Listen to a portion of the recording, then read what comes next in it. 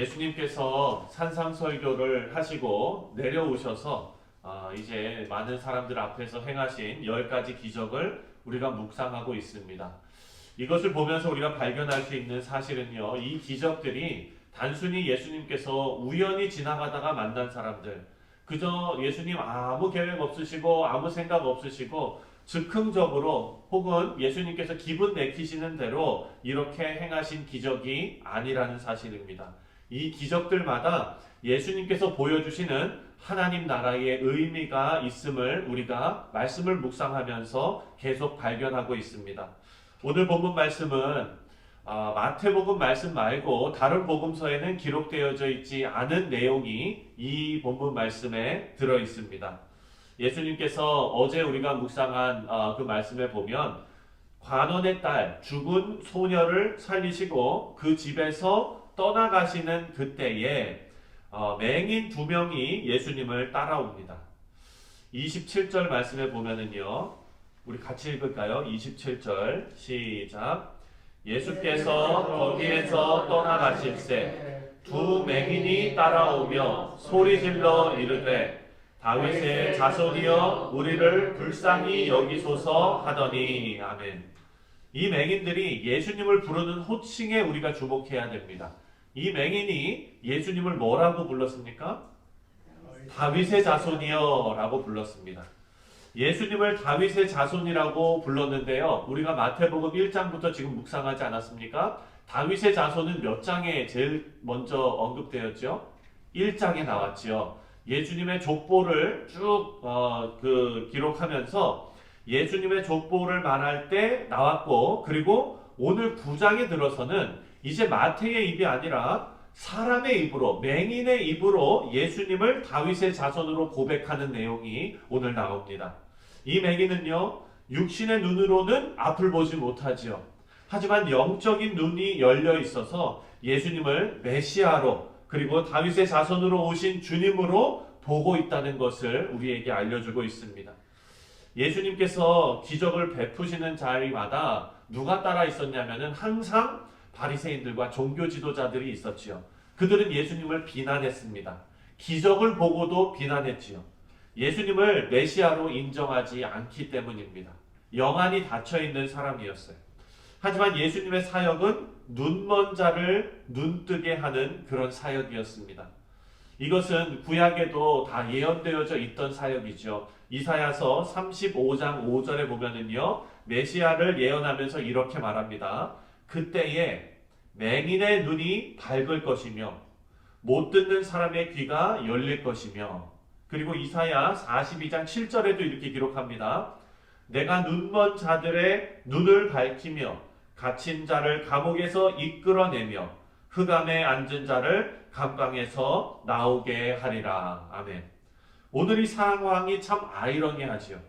바리새인과 맹인들이 모두 주님을 만났는데 육신의 눈을 멀쩡히 뜨고 있는 바리새인들은 정작 영의 눈이 어두워서 주님을 보지 못하고 주님을 비난하고, 오히려 육신의 눈이 맹인이었던 앞이 안 보이는 그런 사람들은 예수님을 만나고 영의 눈이 뜨여졌지만 육신의 눈도 같이 밝아지는 그런 기적을 경험하게 되었습니다. 우리 사랑하는 성도님들, 우리 성도님들 모두가 진리로 인해서 영의 눈이 밝아졌음을 믿으시기 바랍니다. 이 사실이 우리 평생의 감사의 조건으로 하나님 앞에 감사하시는 그런 성도님들 되시기를 주님의 이름으로 축원드립니다. 바리새인들과 종교 지도자들처럼 겉만 멋있으면은 뭐합니까? 사실 영의 눈이 닫혀 있는데 주님을 보지 못하는데, 사랑하는 성도님들, 우리가 주님을 알고 진리 안에 있다는 것이 우리가 누리는 가장 큰 복임을 우리는 믿어야 합니다. 이렇게 본문에 나오는 이 두 맹인을 고치신 사건은요, 단순하게 예수님께서 개인을 고친 사건이 아니라 예수님께서 영적으로 눈먼 우리 모두를 치유하기 위해서 이 땅에 오신 예수 그리스도 메시아이심을 오늘 본문 말씀이 알려주고 있습니다. 이어서 나오는 말씀이 마태는 귀신 들려서 말을 못하는 사람을 치유하신 사건을 이 뒤에다가 바로 붙여서 기록하고 있습니다. 이 내용도 마태복음에만 나와 있는 내용입니다. 여기에서도 마태의 관심은요, 기적을 경험한 사람에게, 그러니까 귀신 들렸다가 귀신이 떠나가서 말하게 된 사람에게 초점을 맞추는 것이 아니라 마태는 예수님의 능력과 그리고 그것을 바라보는 사람들의 반응에 초점을 맞추면서 기록하고 있습니다. 패턴이 자꾸 같지요. 모든 기적이 마태는 계속해서 그 기적을 기술할 때마다 그 기적 자체에 초점을 맞추는 것이 아니라 기적을 이루시는 주님께 자꾸 우리 읽는 모든 사람의 시선을 그쪽으로 이끌고 있다는 것을 우리가 의도적으로 그렇게 하고 있다는 것을 보게 됩니다. 패턴이 같은데요. 34절을 보면 바리새인들의 반응이 나옵니다. 우리 34절을 다 같이 읽겠습니다. 시작. 바리새인들은 이르되 그가 귀신의 왕을 의지하여 귀신을 쫓아낸다 하더라. 예수님께서 귀신을 쫓아내시고 말 못하는 자를 고치셨습니다. 이에 대한 바리새인들의 비난이 뭡니까? 바로 예수님께서 귀신을 의지해서 귀신을 쫓아낸다라고 모함을 합니다. 가장 먼저 나타난 반응은 비난이고, 그리고 그것을 하기 위해서 모함을 하죠.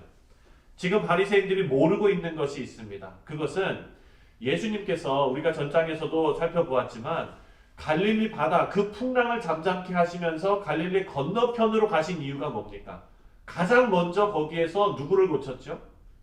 귀신 들린 자를 고치지 않았습니까? 그때 거기에서 뭐라고 얘기합니까? 때가 이르지 않았는데 우리한테 왜 이럽니까? 이렇게 예수님께 말하면서 우리로 하여금 돼지떼에 들어가게 하고 돼지가 물속으로 뛰어 들어가가지고 몰살당하는 그런 일이 벌어졌습니다. 그러니까 예수님은 이 세상에 공중권세 잡은 자, 귀신을 쫓아내시고 공중권세 잡은 자의 그 권세를 무너뜨리러 오신 예수님이라는 것을 바리새인들은 모르고 있는 겁니다.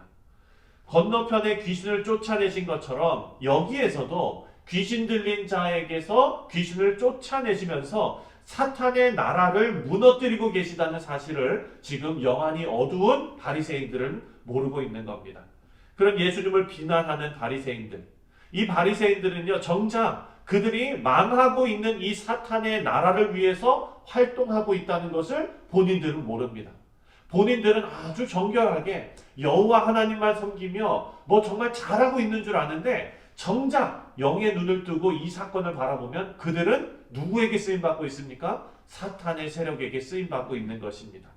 우리 사랑하는 성도님들, 이 말씀을 묵상하면서 우리도 내 생각대로 막 살면서 사탄의 나라를 위해서 내가 일조하고 있는지 우리 자신을 되돌아보는 계기가 되어야 될 줄 믿습니다. 우리가 영적으로 어두워지면은요, 열심은 있는데 그 열심이 오히려 하나님의 나라를 세워가는 일에 방해가 되는 열심이 될 수 있다는 것을 우리가 깨닫게 됩니다. 마태는 이 말씀을 기록하면서 영적으로 바른 시각을 가지고 신앙생활하는 것이 얼마나 중요한 일인지 우리에게 알려주고 있습니다. 이 말씀을 읽으면 절대 바리새인들과 종교 지도자들처럼 예수님을 비난하고 배척하고 정말 예수님을 모함하고 그러지 말아야 되겠다, 예수님만 따라야 되겠다 하는 결단이 있게 만드는데요. 문제는 뭐냐면 역사를 보면은요, 예수님을 향해서 마음을 열었고 그리고 예수님을 따랐던 일반 백성들도 나중에는 다 어떻게 됐습니까? 예수님을 십자가에 못 박으라고, 그 바리새인들, 종교 지도자들과 똑같이 예수님을 십자가에 못 박으라고 소리 질렀던 그런 사람들이 되었습니다.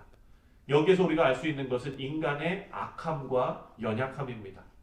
예수님을 따르는 것도 예수님의 도움 없이는 불가능하다는 것을 보여주고 계십니다.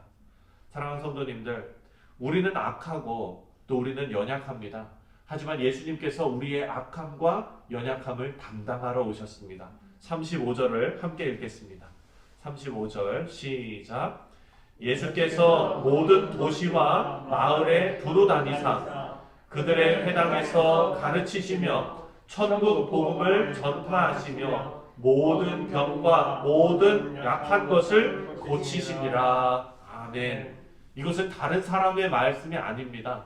우리의 병과 우리의 약한 것을 고치시러 예수님께서 오셨습니다. 우리 사랑하는 성도님들, 우리의 악함과 우리의 연약함을 예수님께로 다 가지고 나가시는 우리 성도님들 되시기를 주님의 이름으로 축원드립니다. 주님을 의지하는 성도들이 바로 주님의 제자들입니다. 예수님께서는 추수할 것은 많은데 일꾼이 적다라고 말씀하셨습니다.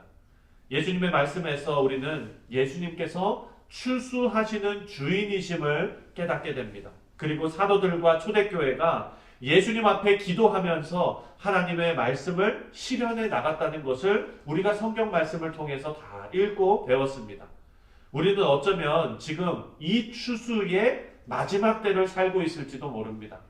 어제 우리 수요 성경 공부를 통해서 원로 목사님 말씀하실 때 모든 지진과 기근과 이런 홍수와 이런 것이 종말에 쌓이낼 수는 없으나 우리가 지금 살아가고 있는 이 시기가 예수님께서 언제 오셔도 이상하지 않을 그런 시기라는 것은 우리 모두가 공감하고 있는 그런 때입니다. 주님 언제 다시 오실지 모릅니다. 사랑하는 성도님들, 이때 우리 교회는 어제 우리가 묵상한 것처럼 교회는 깨어서 기도해야 될 줄 믿습니다. 더 많은 일꾼을 주께로 모으는 일에 힘써야 될 줄 믿습니다. 우리 교회가 마지막 때에 주님을 위해 귀하게 쓰임받아야 되는데 일꾼을 모으는 일에 힘쓰고 일꾼을 흩트는 일에는 힘쓰지 말고 일조하지 말아야 되겠다라는 말씀을 오늘 본문을 통해서 우리가 다시 한번 깨닫게 됩니다. 우리 뉴욕 성실 장로교회 모든 사랑하는 성도님들께서 이 새벽에 각자의 골방에서 또 현장에서 기도하실 때에 우리가 깨어 기도하며 더 많은 일꾼을 주께 모으는 일에 우리도 일조하는 하나님의 나라를 위해서 힘쓰는 우리 귀한 성도님들 다 되시기를 주님의 이름으로 축원드립니다.